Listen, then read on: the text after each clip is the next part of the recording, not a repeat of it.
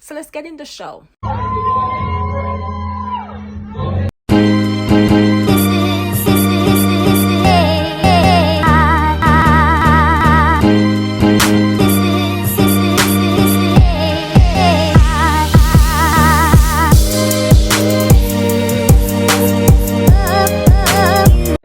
What was the vision that you saw?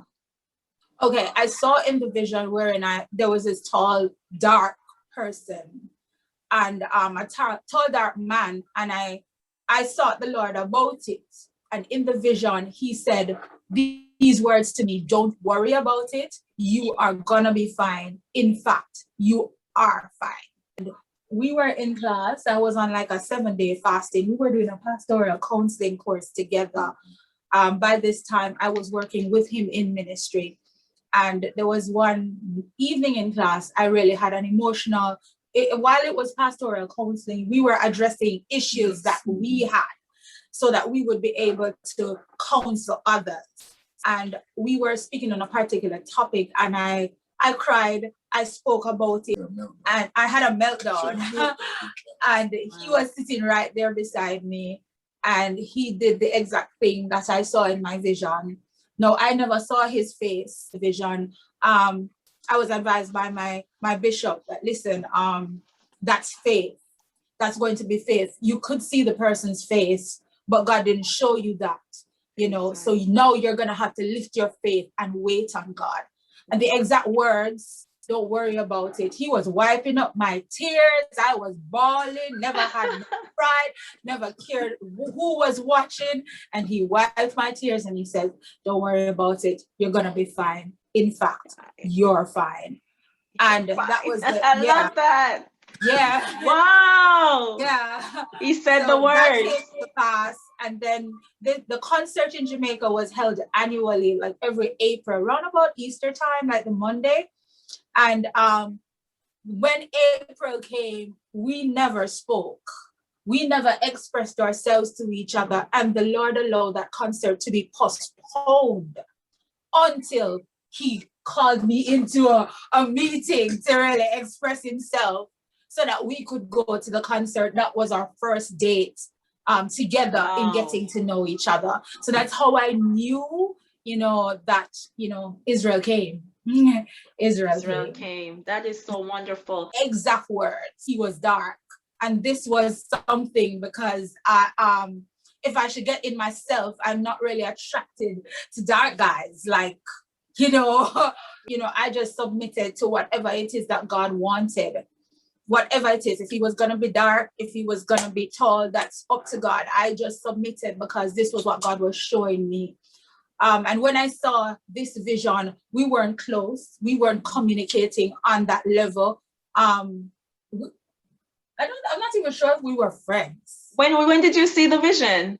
Before, like months before we met. Okay, and that takes me to my next question. Big one. Now we've heard about Boaz for so long, but I know our listeners are like, Israel, is that what they're calling now? So they come in different names. Our spouses will come in a different spiritual name that God will give to us. That is really interesting. But how did you both meet? And when was this? Give us a timeline.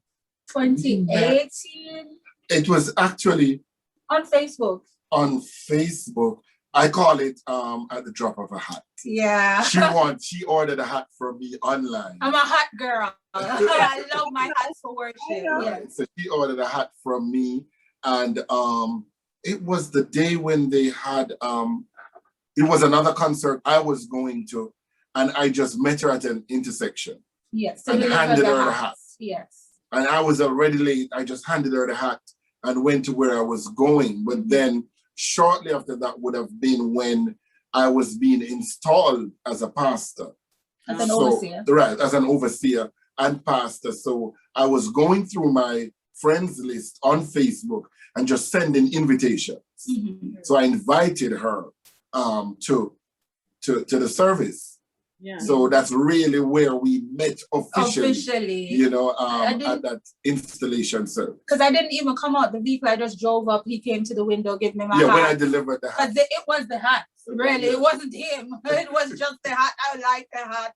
yellow, unusual and stuff. Right. Yeah. Was there love at that time? Was there any spark at that time? The second meeting. Interestingly, when Nicolette came to the service, we asked visiting ministers, to say something. And interestingly, after the service, people were reaching out to me to find out who was that girl? Who was that lady in the black? Oh my God. And I'm like, I don't even know. I don't know her. It's a customer. Yeah. And people were like, thinking I invited her because it was somebody that I knew and was interested in and nobody knew about it. Yeah. And I was like, no, I don't even know this woman. I just invited her to church. Yeah. And that was it. She visited some weeks after. Mm-hmm. And then long after came back again. I used to do praise break, that service. And then every now and again, she would pop in until I think we came off. I wore the hat to a Sunday service. I said, I'm gonna wear the hat so he can see how good it looks on me. Yeah. And we wore the hat and I just started to visit very frequently and stuff. So that was so our it was at the meeting, drop of a hat. At the drop of a hat. And I know Hatitude, is that the name of your hat company? Karl's Hatitude. Karl's Hatitude in Kingston, Jamaica? Yes. Mm-hmm. All right, so if you're interested in seeing and if you have the attitude for the Hatitude to wear one of Karl's hats, then we'll definitely be posting a link below so you can catch him in action. He's an amazing designer. And so, Nicolette, thank you for sharing with us how you both met. Always, the male sometimes has a different version Definitely. of stories. So I need to hear how Reverend Karl knew. Take us to that moment when you knew for a fact, sir, that she was the one. Okay, for me, it was just that piece. I really had kept myself to myself like forever. Never tried to get to know anyone because I just believe I was not at the place. I was not ready for that. I was focused on ministry. I just didn't want to be distracted. But then when I got to know Nicolette, she was just like so different from everybody else, And what was interesting, and I say this with, much grace and humility, it would have been the other way around, and others that come along would come at me. This wasn't the situation. Wow. It was persons coming to church, visiting, because. But then it was the other way around. After getting to know Nicolette, I said to my associate pastor, I said, that girl has a big heart. I said, her heart got me, and that's really what it was for me. And it wasn't even a physical attraction at the time. It was just when I saw her heart for ministry, because by now she was assisting us, administratively. And I was like, wow, she really has a heart that is so big. And that's what got me. I thought, with this kind of heart, she got to be a good woman. So, those were the things for me, really. You met 2018. Mm-hmm. And you got engaged 2021 January. Mm-hmm. So what happened in the year period? Before the engagement, it was after 18 months that we got engaged. So it was about, about 2 years, A few months short of 2 years. Yes, right. It was important for us to... We knew where we were heading. No, we were settled that, this is it. So even before and making it official, we knew where we were going. We knew what we were doing. Right. Mm-hmm. And that makes sense. We can't waste time, like you said, Nicolette. It's not a time to waste.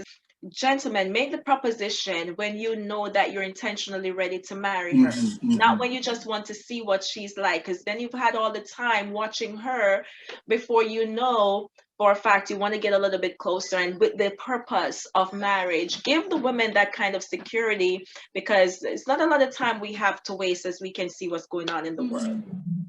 Right? So that is very good. Now, on engagement day, Nicolette, I don't know if you guys had planned the engagement. Most couples are doing that now, or if it was just a pop-up surprise. But tell me, what did that day feel like? I'll talk. I'll say this. First of all, that day just happened. Like, because I was there now, like, we're at the place that we need to make this official. Okay. So I was now talking with caterers, planning how I'm gonna do a dinner, try to invite her over. And she always say to me, whenever you're going to do an engagement, I need my parents to be there. No, her parents live 3 hours away, almost. So that was not easy to try. So in me trying to arrange a dinner, I'm still thinking, how am I gonna get her parents here? When her parents come to Kingston, they stay with her. Okay. So how do I get them at the house, you know, for my own good? And then one morning, she called me. I had planned to be out one morning doing stuff on the street. And then she called me. She messaged me in the morning to say, oh, mom and dad is coming up today. I was like, okay. I hung up the phone and I was like, oh my God, it has to be today. Because I don't know when again they're gonna come to Kingston. Right. So, you know, I was going out, I was dressed in a shorts and a loafers. I grabbed a blazer from my closet. I'm like, okay, I'm gonna dress this shorts up. So I went on the street, I did all that I had to do, and I kept checking, mom and dad still there, you know, and she kept telling me yes. So I just say, okay, I'm coming over to say hello, coming over to talk to your dad, because she knew that I wanted to talk to him. Yeah. So, you know, I was on the road, I stopped at the store, I got a jar, I bought roses. And I mean, my boys and I were in the car and they stopped somewhere to fill water at a pipe from a pipe to put in the jar. And I was like, you know, so we went to the house and I told her, you know, I said, you know, I'm here to speak to your parents. I don't even think she had come out because she knew what I was about. I was distracted as well, doing other stuff. So I just went in, spoke to her parents and said, you know, I just went in my pocket and like, I got this to do tonight, you know, and put it back. And then, you know, eventually we got her in the room. But I was like, I know I had to do it, but I was like really just. He was nervous. Nervous. But I'm like that. I could deal with it afterwards. I'll do stuff and deal with it afterwards. And I remember, you know, when we drove and came up in the parking lot, I said, oh my God, my sons were in the car. I was like, oh my God. And, you know, one of the boys said, Daddy, let us pray, you know, and that just, you know, just made a difference. And he prayed and we went through the side door, hide the vase with the roses and stuff. And then, you know, after I talked to their parents, you know, he just called her out and said, oh, Nicolette, we need to talk. So I thought that was going to be the talk. So she came in the room to ask, why is everybody here? Because if we're gonna have that talk with my parents, with the parents, why is the room crowded? So, you know, and then that's really when I told her that, you know, I asked your parents for permission. They said yes. And I just did the honorable thing right there. You went down on 2 knees, guys. 2 knees. This man was like literally praying. He had to be the nerves. It's so nerve-wracking. I always wonder what goes on in a man's mind at that point, because now they would have already known, have that idea before they bought the ring that the woman would say yes. So why do you feel nervous still? Just in case you have a moment. Just in case at the moment you have a moment, right? Just at the moment you have a moment. All right, I get it. But it happened. Nicolette, how did you feel right at that point? I felt set up because I'm looking at my dad and I'm like, so you good with this? Because being a single woman, I submit to my father. And he would have been the priest I submit to, and praise God, he's a man of God. So I submit to my father. So it was important that he spoke with my dad, who was the person I submitted to, even though I'm of age. Yeah. So I asked my dad, I was like, "You okay with this?" Yeah. And he's not a man of many words. So he's like, "Yes." And I said, "Mom, are you okay with this?" And she said, "Yes." And then my daughter was there all beaming, and his sons, I glimpsed at his sons, and they were happy too. I was like, "Okay, now we're ready to go." And I said, yes. I said, yes. I said, yes. Saying yes wasn't so hard after all. You know, he was on 2 knees and take him out of his torment. Yes. And you know, and roses. And then I had them set up to play the song. Yes, the music came on and everything. That song, you know that song? Yes. Listen, as parents, you already, when you have the children's approval, that just makes it so much easier. But those gentlemen who are listening to us, she talked about her father. Women want you to do the honorable thing. Get to daddy. Have a relationship, a conversation with dad. You can learn so much more than what the daughter could probably even share with you. And so or even just observing the relationship. With you know, it says a whole lot. It says a whole lot. Might I state though that my dad is Karl. And he's a Karl. Oh, you married your dad. Come on. And you know what? Girls who have this close relationship with their fathers, the characteristics are usually the same. Can you see some similarities of your father in your Karl? While Karl is an extrovert, he's an introvert, and my dad is an introvert. While he's an extrovert, you know, from the pulpit, from ministry, he's really an introvert and loves his quiet time. And my dad loves that. But then you could have a good conversation with him. I'm very hardworking. When you sit with him, he could talk. Karl is similar. And they're both men of God? Yes. All right. He's actually a bishop. He's a bishop, right? Yeah, that is a bishop. That is a bishop. So it's very good that you've chosen the way of God in your relationship. That is so important. Imagine sometimes I wonder how parents feel. They grew up their children to know God and in the fear of the Lord. They've worked so hard in ministry, and here you are as their child, just choosing something totally different. That's going to take you outside of the teachings that your parents have given you. You really want to consider that, because the life your parents give you with Christ, they're literally giving you someone to help raise you. When your parents give you Christ, they're giving you an extension of what they can do. Yeah. And so parents want their children to maintain this. So do not dishonor your parents by choosing something totally different from what your parents taught you, because honestly, guys, that will become a dishonor to God as well. If it's good principle, we're not talking about your parents teaching outlandish and outrageous, and then of course you want to move away from that. But they give you a good structure in life. You really have to take that pattern and find this thing in the world to attach yourself. So far, I'm going on to the next question here. Now, has the feeling changed from that engagement day? Let me just state that our relationship is not just built on feelings. We make an intentional decision to love each other.